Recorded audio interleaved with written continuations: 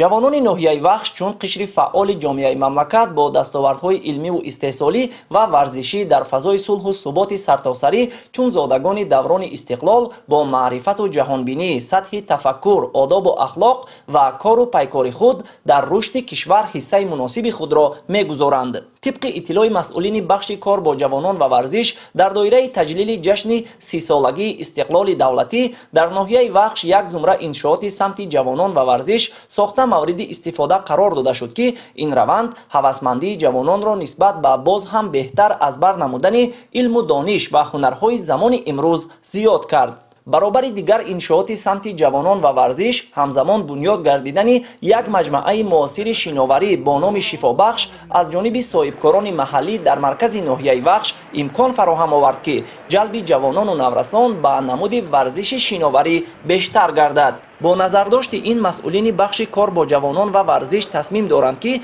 оянда дар ноҳия аз ҳисоби ҷавондухтарон ва писарон ду гурӯҳи шиноварони наврасро ташкил намоянд, зеро ин иншооти варзишӣ дар минтақаи бохтари вилояти хатлон аввалин ҳавзи болопӯшидаи дорои беҳтарин шароитҳои машқу тамрин ва маишӣ дониста мешавад.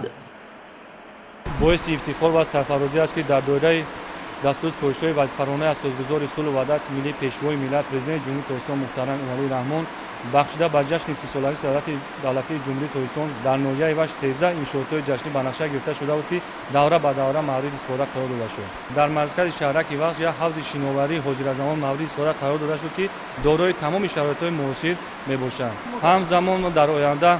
кӯшиш ба харҷ медиҳем ки барои рушд ёфтани намуди шиноварӣ дар ноҳия ҳам дастаи духтарона ҳам писарона барои рушд ёфтани ин намуди варзиш ташкил диҳем то ин ки дар мусобиқаҳои вилоятии ҷумҳуравӣ ва байналмилалӣ иштирок намоем.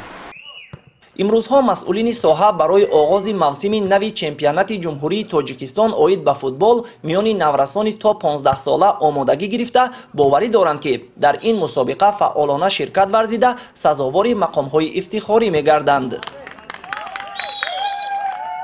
мо тӯли 2 моҳ мешавад ки машқу тамрини худро сар карда мо мехоҳем дар чемпионати ҷумҳурии Тоҷикистон Ю-15 ҷойҳои ифтихориро ба даст орем. қобили зикр аст ки бо истифода аз шароитҳои мусоиди фароҳам буда масъулини соҳа бо ҷалби бештари варзишгарон, ҷавонону наврасон ва дигар дӯстдорони варзиш рӯзҳои истироҳат ва берун аз вақти корӣ мусобиқаҳои гуногуни варзишиву зеҳниро зиёдтар роҳандозӣ намуда ба ин восита миёни аҳли ҷомеа тарзи ҳаёти солимро тарғиб менамоянд. бозии шашкаш роҳмо яке аз бозиҳои фикрронӣ мо мебошад ки ҳар як шахс инро бозӣ мекунад ва фикри худро баён мекунад ва одамҳоро чусту чолок мегардонад. тавре аз рафти омодагӣ ва машқу тамрини дастпарварони муассисаи давлатии мактаби варзишии ноҳияи вахш мушоҳида мегардад, варзишгарон азм доранд ки нисбат ба соли гузашта дар мусобиқаҳои имсола аз рӯи риштаҳои гуногуни варзиш дастовардҳои худро боз ҳам бештар намоянд.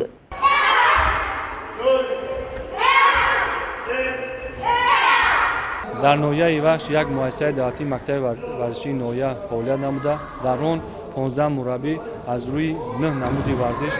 аз ҷумла куштини миллӣ, куштини зудо, куштини самбо, теквондо, ВТФ, қайқронӣ, варзиши сабук, бадминтон ва шашкаву шомот фаъолият намуда истоданд ки дар он 350 нафар варзишгарон ки аз ин ҷумла